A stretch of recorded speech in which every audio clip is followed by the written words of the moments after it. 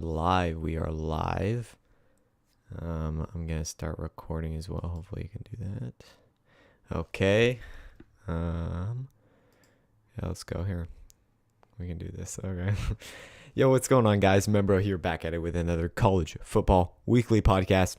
Let's get right into it. Another week. I think this was week 10. I believe we can. Here, let me double check. Technically this was week 10.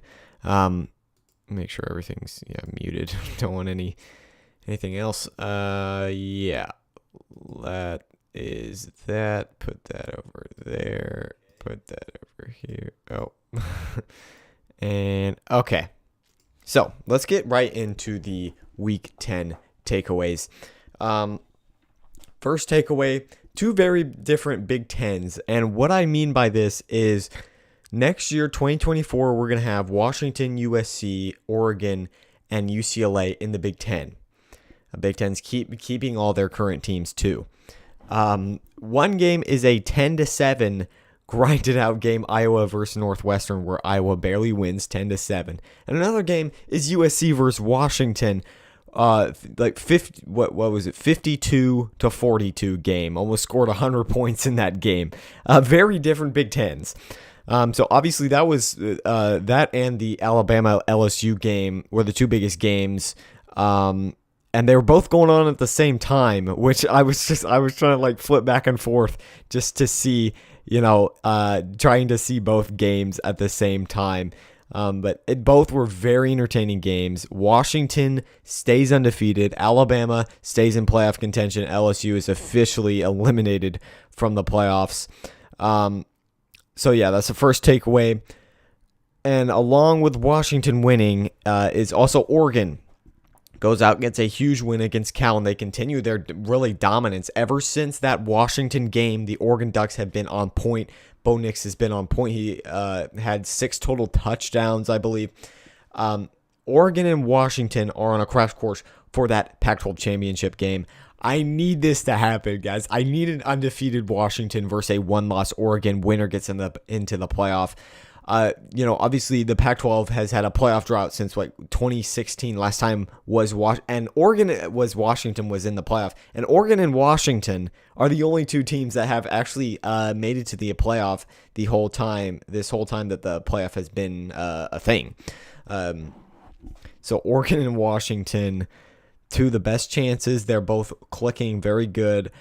This Washington win was a really good one. And proved something to me that Washington, they had it in them. Obviously, they were going up against the Alex Grinch defense, which, you can see is trending. Alex Grinch was fired just recently, as, I'm recording this here Sunday. Just recently fired. It was a bit too late, though. USC already lost. They're 3 games now. They're going to be out of the top 25. And real failure for USC. And Caleb Williams played his heart out, obviously. He played really good, and it was just unfortunate that he had such a sucky defense on the other side of the ball. He could never get a lead, never stay up, because that Michael Penix offense, this receiving core, and you don't forget about Dylan Johnson on the run game. That's a very underrated part about this game, too, for Washington. Johnson went off over 200 yards rushing, and if Washington can get the running game going the way that they did against USC, if they can play that way against, a team like Oregon, which they've already beaten them, but a team like Oregon in a potential Pac-12 championship game, and a team like Oregon State, who does have a better defense, Washington is playoff bound. Like, they are looking very good. That the defense for Washington, they didn't look very good today, but yeah, it was against Lincoln Riley and Caleb Williams duo of offense, which, they were at least Caleb Williams, he was playing his heart out. He was playing really hard. To even keep his team in it. Like, if USC had a even just above average quarterback, they would be maybe just 500 at this point in the season, considering just how bad that defense has been. They barely beat Colorado, if you remember. So, yeah, they haven't looked too good. Obviously, they fall to 3 losses. They'll probably be out of that top 25. And Washington gets a big win.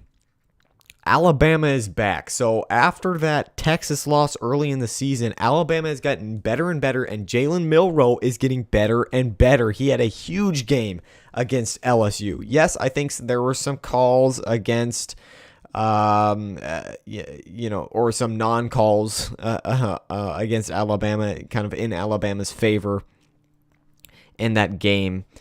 But overall, Alabama did play a very good game. Jalen Milroe, very good game. Alabama wins, and they just keep getting better and better, and I think Alabama's going to really give Georgia a run for their money in the SEC championship game. Then we got Oklahoma was upset again, this time to Oklahoma State. They lose for the second straight time this season. Oklahoma's playoff hopes have been dashed. Oklahoma State, a huge win. Mike Gundy's still there. Pulling off that awesome upset that he can often do against Oklahoma. He's been there for so long at Oklahoma State. Big win for Oklahoma State. They'll probably move up in the top 25. They're having a pretty good season, and I think they might be in contention for that Big 12 title game. So, and then big for the Big 12 at least, Texas is that conference's last hope for a playoff at this point, with the one loss to Oklahoma. But with Oklahoma going down 2 straight times, it really dashes the Big 12's hopes of getting into the playoff. Air Force is no longer undefeated. They lost to Army, so it's too bad. But Liberty is still undefeated. You got Tulane, just one loss there for Tulane. So still some, and then obviously James Madison, rooting for your Liberties and your James Madisons to go undefeated, maybe make a New Year's Six bowl. That would be pretty cool to see.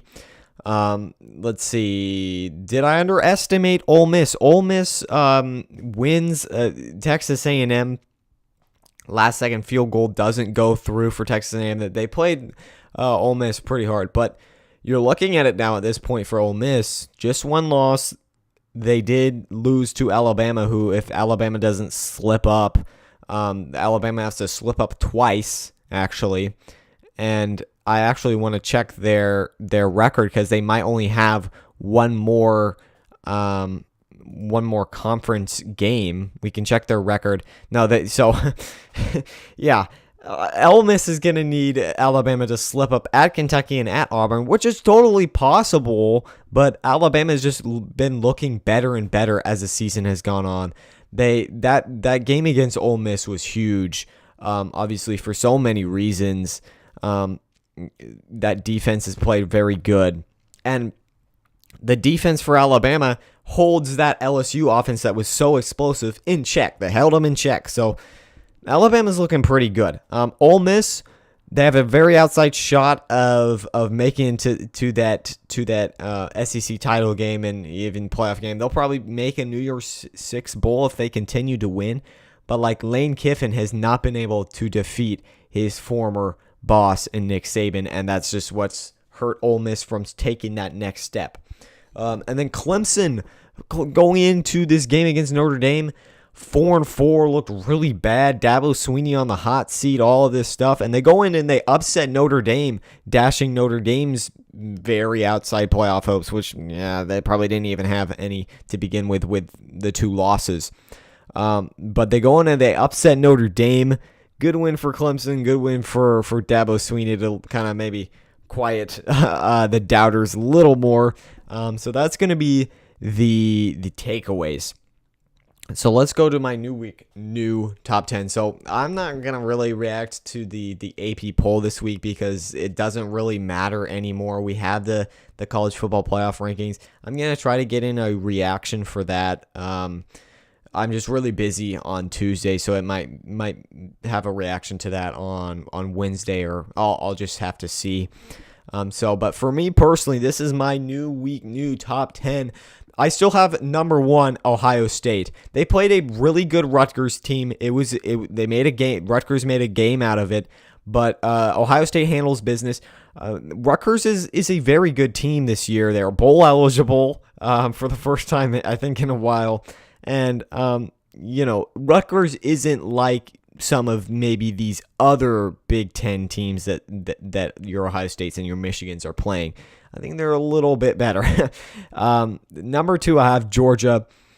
They beat Missouri. Missouri made it a game, but again, Georgia is able to outlast they let Missouri kind of hang around, which sometimes Georgia does in some of these games, but they were able to shut them down in the end.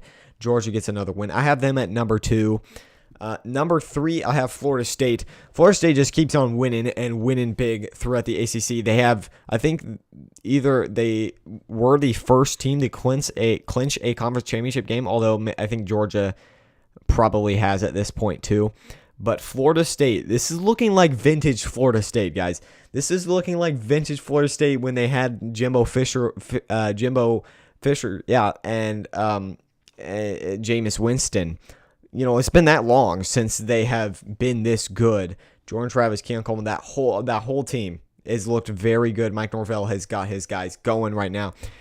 Just got to avoid any slip-ups, and you are in that playoff for Florida State. They're looking as good as any team in the country, Florida State. You could easily make an argument that Florida State is the number 1 team in the country. I just think Georgia, they're playing some harder competition now.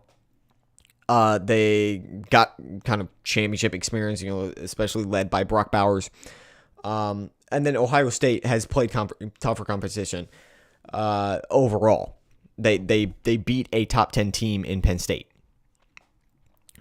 Michigan at number 4, they keep dominating. The whole, this whole sign stealing allegations stuff, and it's coming out that Jim Harbaugh is likely to be suspended for Michigan. It's really looking murky there. They keep winning big. I'm just interested to see how this next week they have Penn State, which is going to be a big game. I think a lot of people have written off Penn State at this point, but they still got a shot. I don't think they got a shot at maybe making even the Big Ten championship game because Ohio State beat them, and even if Ohio State slips up to Michigan, you'll end up having I don't know exactly what if you think about this, let's think about this scenario. Ohio State beats Penn State. Penn State beats Michigan. Michigan beats Ohio State. Who makes it in? I'm not exactly sure how they would decide that. Maybe by point differential or whatever. Michigan keeps winning big. I think Michigan would have the advantage at this point with that, if it were to go down to point differential. Number 5, I have the Washington Huskies. They get a huge win against USC. Real statement win there. Michael Penix is doing his thing. The run game looked very good. And Washington above Oregon because it's just that head-to-head. But Oregon has looked very good. Bo Nix has looked really good. Heisman race. I think if I were to rank my Heismans so far, I think Michael Penix is still number 1. Number 2, I think, is Bo Nix. And number 3, you got to give it to Marvin Harrison. He's having a very good season over there at Ohio State. Number 7, I have Texas. So after all this, after losing that Red River rivalry, Texas this last week escaped against Kansas State. They're sitting there at number 7, hoping for some guys, hoping for some teams above them to slip up, which is totally possible. You know that Ohio State and Michigan are going to play each other. It's most likely that Oregon and Washington play each other, although you never know because the Pac-12 is crazy. Oregon has Oregon State. I think Washington has Oregon State and Washington State as well. So they got some, still some tests, as you see Oregon State sitting out here. But Texas is sitting in their last hope for the Big 12. Then we have Alabama. They just keep getting better and better after that Texas loss. I'm still going to put them behind Texas because of that head-to-head. I'm going to respect the head-to-head. But Alabama at number 8. Number 9, Penn State. They got back on track this week. I think they beat Maryland, I believe. We can double-check that. I mean, I wasn't paying too close attention to this game. It's 51-15 game against Maryland. Just continue to beat up on teams. For Penn State, but they just got to be able to win against the top 2 dogs. The Michigan game is going to be big. If Penn State can beat Michigan, that will be big for Penn State. They'll need some help, and they'll probably, even if Michigan beats Ohio State in that last game of the season, I don't know if Penn State's going to even be able to get into the Big 12 or Big 10 championship with that. But they'll have a quality win and a quality loss, so we'll see. Then number 10, I'm putting Ole Miss finally in that top 10. They beat Texas A&M, who is at least better than last year, but Texas A&M against under Jimbo Fisher. I saw this thing through the amount of games that Jimbo Fisher has coached.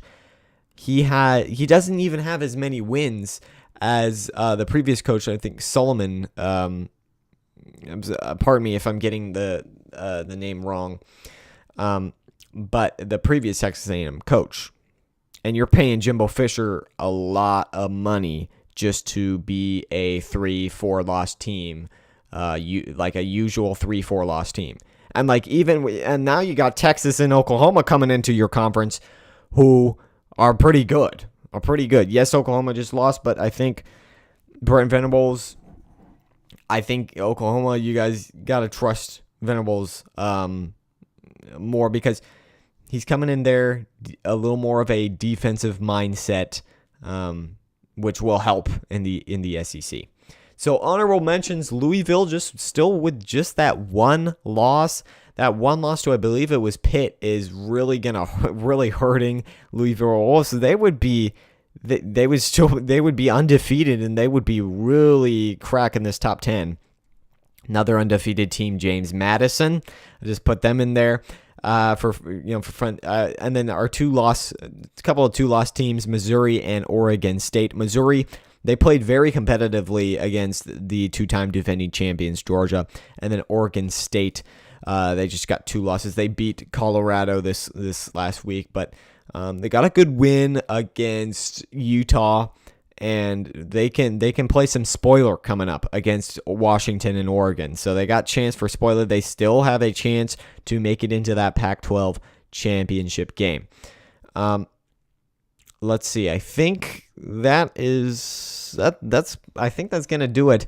I'll try to do another podcast or so with just the reacting to the new college football playoff rankings that come out on Tuesday.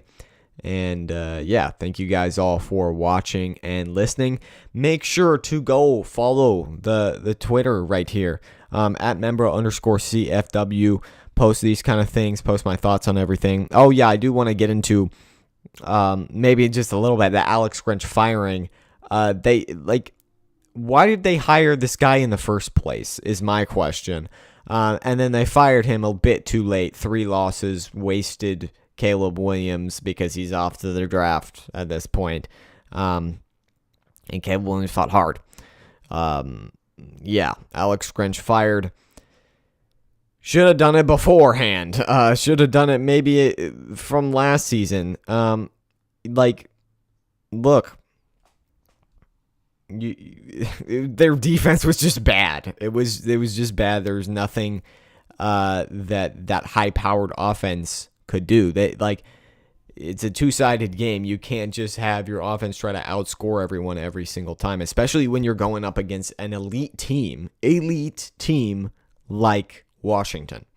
So yeah, that's officially gonna do it. Thank you guys all for watching and listening. Go make sure to follow Twitter. If you're listening over on Spotify or Apple, make sure to hit that follow button. and then you'll be notified every time a new podcast episode drops. Thank you guys all for watching and listening. Peace.